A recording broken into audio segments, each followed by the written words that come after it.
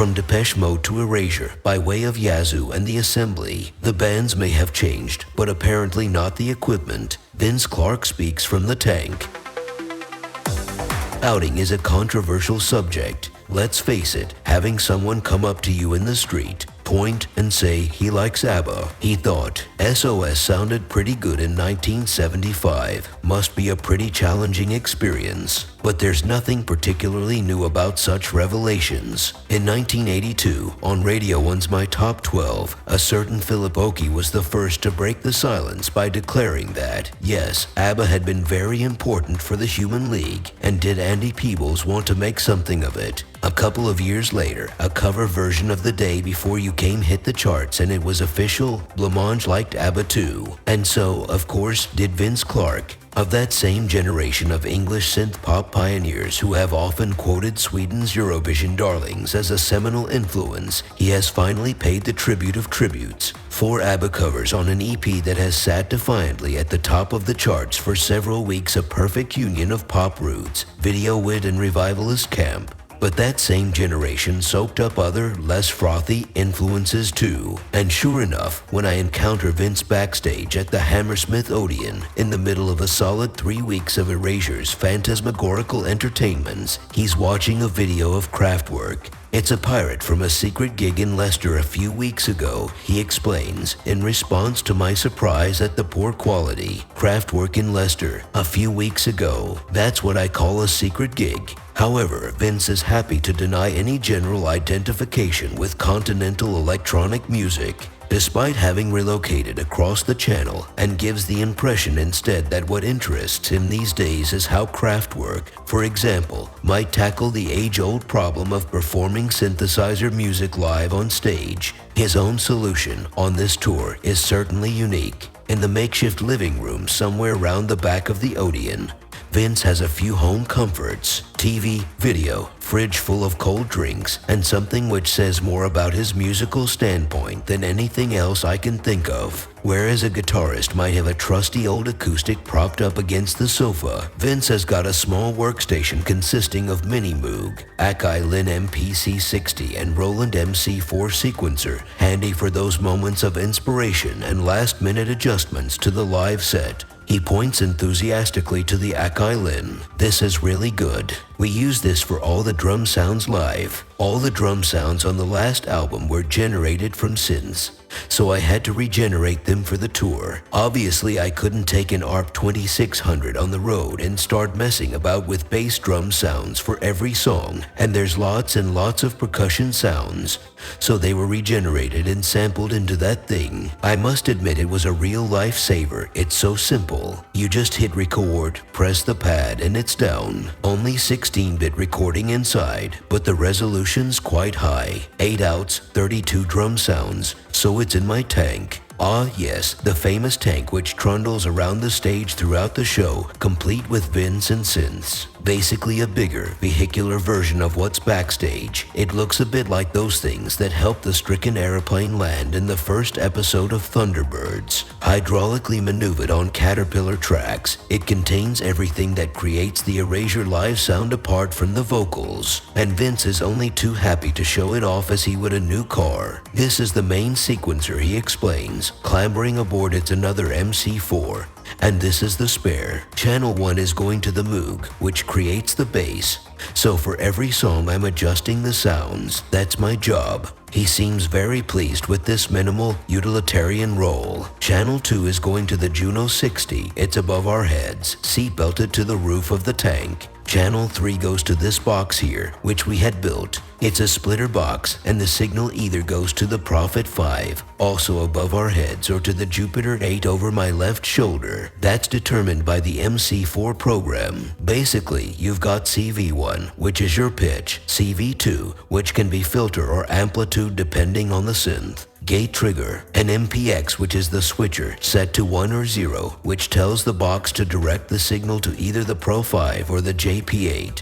Channel 4 is the same thing again, but using the Oberheim expander rear view mirror as two keyboards, directing the signal to either the left or right hand side. So effectively we've got two synths there. We can only have 4 synths playing at once, but we've got 6 sound sources. And synced to the MC4 is the MPC60, creating all the drum sounds. Make no mistake, it's a ceiling of classic analog synths. With obvious relish, he further outlines the archaism of the system. Now, there's no disc or anything for this, it's all tape recorders. He produces a Maxell cassette. It's the specialized variety marketed by Roland 12 years ago as a data storage medium. We get a quarter of the set on each side, so I have to go into tape mode on the MC4, load, normally the information is queued up. Then I have to quickly load the MPC60 sounds from the DAC hard disk system over here. The combination of the MPC60 and the DAC is the one concession to recent technological advance. Of course, there are no MIDI patch changes involved, so Vince has to reach up and physically press the buttons on each synth between numbers. Naturally, this adds to the general flying by the seat of his pants effect that you suspect he enjoys. My mum was wondering what all this reaching up was for. I told her it was my new dance routine. There is also an ashtray and a Roland SH1. That's a spare. We haven't had to use it yet, but I thought if one of the keyboards goes down I can just plug the CV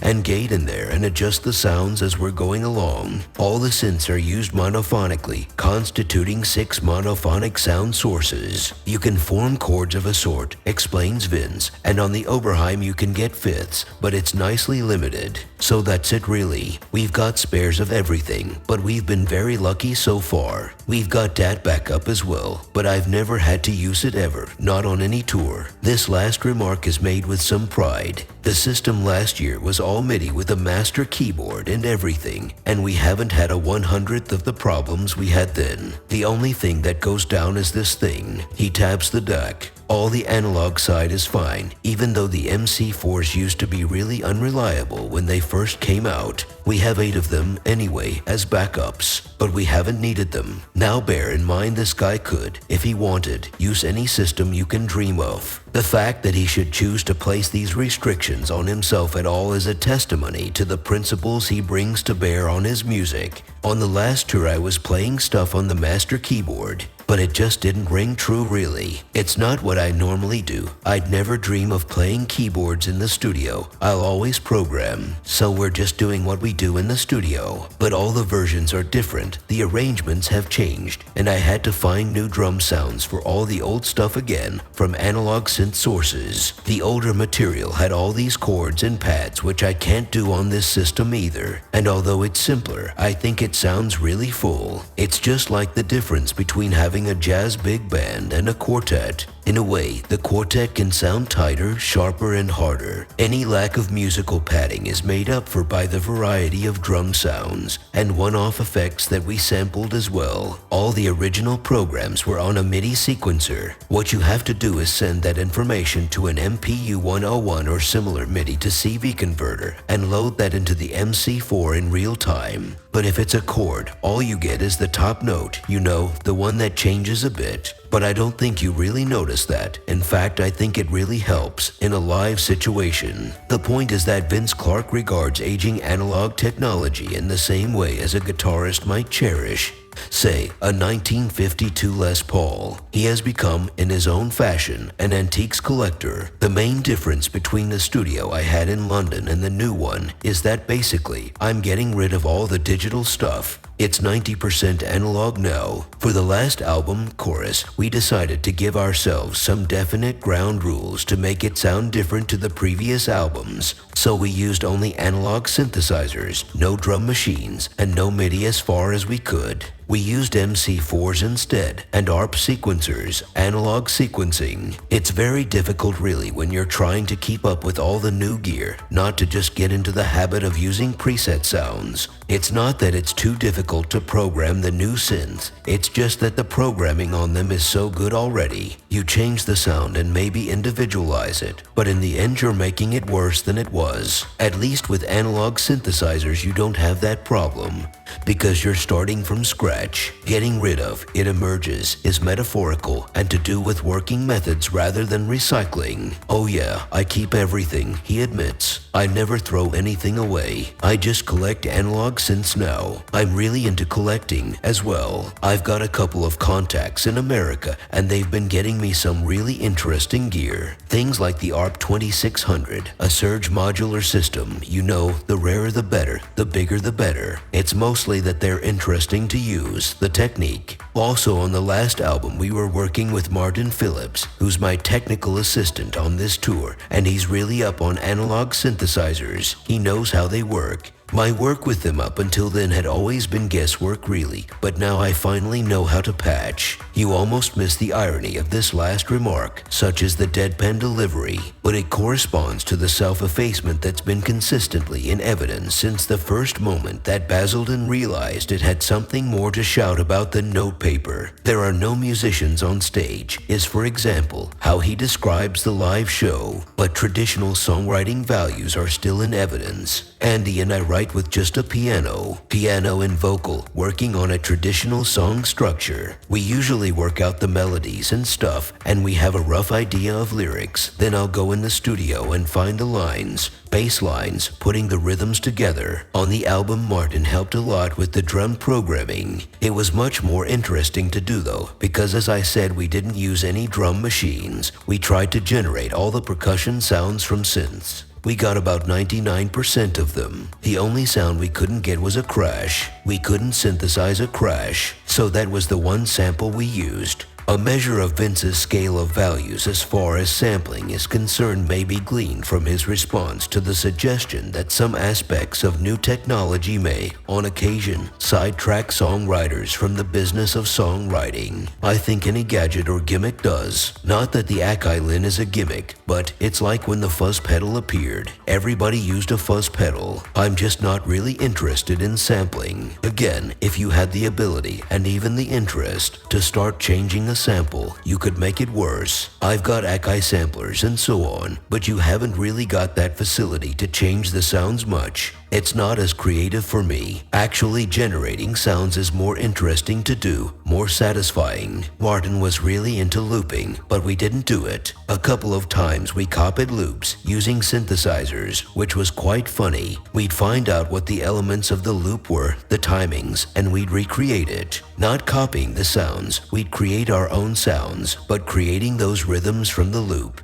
We also decided we wouldn't have any chords on the album either, nothing like that. This, he points to the Mini Moog, plays monophonically, so it was a matter of using monophonic lines to create chords, using different sounds for every note if we wanted a chord. But we didn't even want the sound of a chord. It was just melodies. You build things up, starting from the bass, and work up the scale. It was recorded on Sony Digital 48 track, but that was a bit of a compromise really. Because we were using analog equipment, we felt that we'd start losing some frequencies if we were to play stuff over and over again onto analog tape. It seemed like a good mix, the analog synths and the digital tape recorder, perfect reproduction. We didn't record anything with any effects. We tried to set the songs up with rhythmic things first. All the lines, the whole caboodle playing the sounds. Obviously, you can't save the sounds, so we'd get all the arrangements right, and then convert the information to CV Gate, and then record. Only Vince Clarke could describe 48 tracks as a compromise, but there was one other underlying motivation for this remarkable use of a digital multitrack as a kind of read-only storage medium for analog sequences. The reason I wanted to do this was actually the timing discrepancies you get with MIDI, which are really bad. I came to the conclusion that there hasn't been an album recorded in 5 years that's been in time. Although you can get it quite close with MIDI as you build up tracks, everything becomes a tiny bit out, and you get a mush. We even started using an oscilloscope to compare timings, and with the MC4 the timing was so close that with the bass drum on one track and a snare on the same beat, the snare would disappear behind it. It would not be visible on the scope.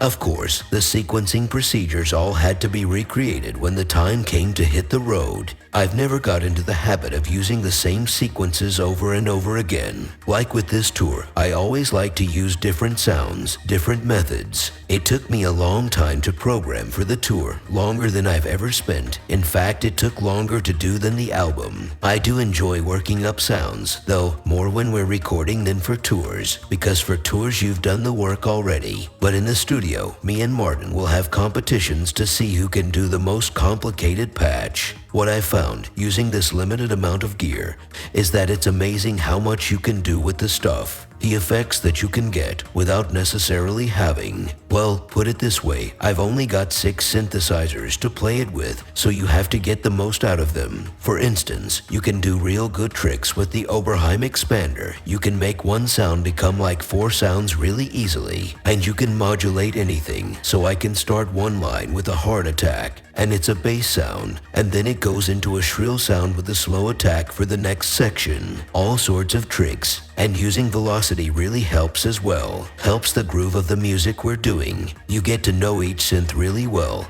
and discover not its limitations, but its lack of limitations. 2 years ago, I read your magazine and bought everything that was new, but I just don't buy new stuff now. I'm really getting into this old stuff. It's real antiques for me now. This is not necessarily a sign of any waning of the influence of the high-tech powers that be, as Vince readily admits. The high-tech bubble will never burst, not unless Roland or someone decides they want to make less money, and they're not going to do that, are they? Take these special tapes, right? He picks up one of the cassettes on which the night sequences are stored. These are about 12 years old, not very high-tech, with this groove carved into them which tells if you're on the hay side or the B side. So we call up Roland and say we need 60 of these tapes. Now, they haven't sold any for 12 years, which meant they had to dig around the warehouse, and then they said we can't supply these, they're 12 years old. So we said, look, 12 years ago we bought an MC4 in good faith, where's the after-sales service? So they had to find some in the warehouse, and they did. Which just goes to show, even if you adopt a low-tech stance, you're still at the mercy of high-tech manufacturers. But the laws of supply and demand seemed to work in Erasure's favor later that evening, as Vince, his tank, Andy Bell, 2 backing singers, and a troupe of dancers supplied the kind of carry-on pop entertainment that a packed Hammersmith Odeon clearly demands of a Friday night. The last thing Vince says as I leave, in fact, is a simple enjoy the show, and I did, especially the ABBA bits.